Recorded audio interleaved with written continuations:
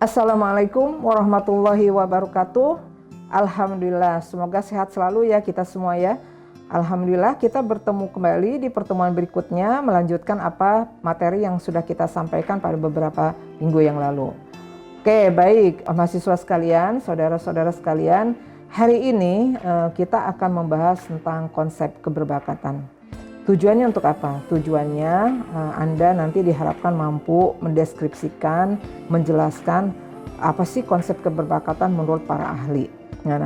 Ya, di sini saya akan memunculkan 3 pendapat ya. Pertama dari Terman, yang kedua dari Piirto, yang ketiga dari Jacob Japitz. Nah, coba kalian perhatikan satu persatu. Pertama dari Terman. Dari Terman ini adalah orang pertama sekali yang memunculkan pengertian keberbakatan. Jadi menurut Terman adalah anak-anak individu yang masuk dalam kelompok keberbakatan adalah mereka yang disebut sebagai berbakat adalah mereka yang cerdas dan berada pada posisi 1% ya. Jadi kalau kita melihat pakai persentil, dia posisinya 1% di atas dari populasinya. Dari 1% tersebut, apabila diukur dengan tes inteligensi adalah yang mereka memiliki taraf kecerdasan 140 ke atas. Jadi ingat, Terman itu memunculkan bahwa keberbakatan itu dilihat dari skor IQ. Itu yang disebut dengan definisi tunggal yang kemarin kita bahas ya.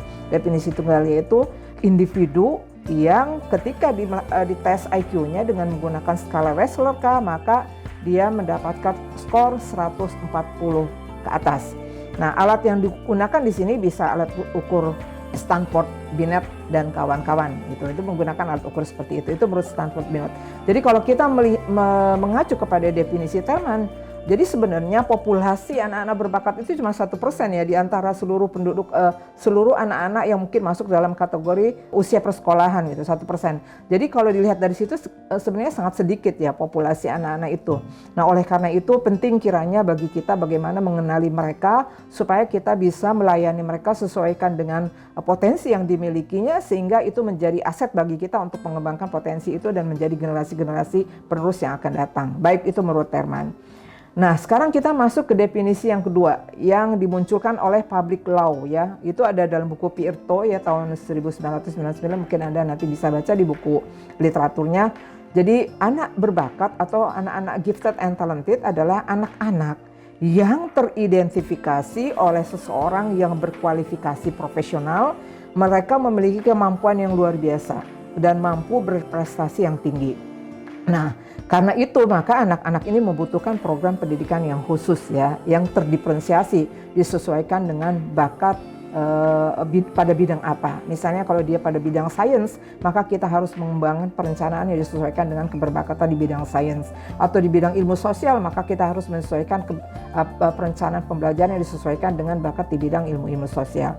Oleh karena itu, maka perlu pendidikan terdiferensiasi dan atau pelayanan di luar jangkauan program sekolah yang reguler. Mungkin yang reguler ini kurikulumnya menggunakan kurikulum yang reguler ya. Tetapi pada anak-anak ini butuh didiferensiasi kurikulumnya, disesuaikan dengan potensi-potensi keberbakatan yang ada pada anak-anak, agar dapat merealisasikan kontribusinya baik untuk dirinya maupun untuk masyarakat. Seperti itu. Maka dia masuk dalam kelompok layanan pendidikan khusus. Baik. Nah, berikutnya adalah kita melihat kepada definisi Jacob Japitz. Jadi keberbakatan apa? Jadi keberbakatan itu adalah anak-anak dan pemuda yang menunjukkan kemampuan atau potensi untuk berprestasi pada tingkat tinggi jika dibandingkan dengan teman-temannya seusianya. Jadi jika dibandingkan dengan teman-teman seusianya, dia posisinya di atas gitu ya, baik dari pengalaman dan lingkungannya.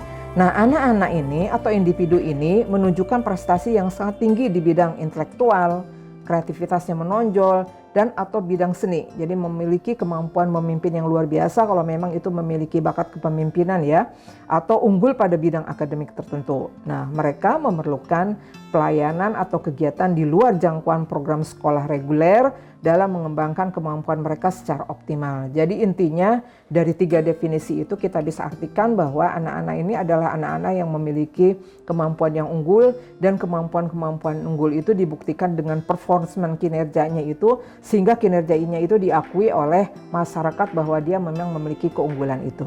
Nah, itu saja Bu Indina bisa sampaikan untuk pertemuan kali ini. Ada 3 definisi yang perlu Anda dalami lagi. Nanti mungkin Anda perlu baca kembali, perlu kaji kembali. Nanti kita bahas lagi di pertemuan berikutnya untuk lebih dalamnya dan untuk diadakan diskusi lebih lanjut. Mudah-mudahan bisa dipahami. Kita akhiri tatap lewat daring ini. Wabillahi taufiq wa hidayah. Wassalamualaikum warahmatullahi wabarakatuh.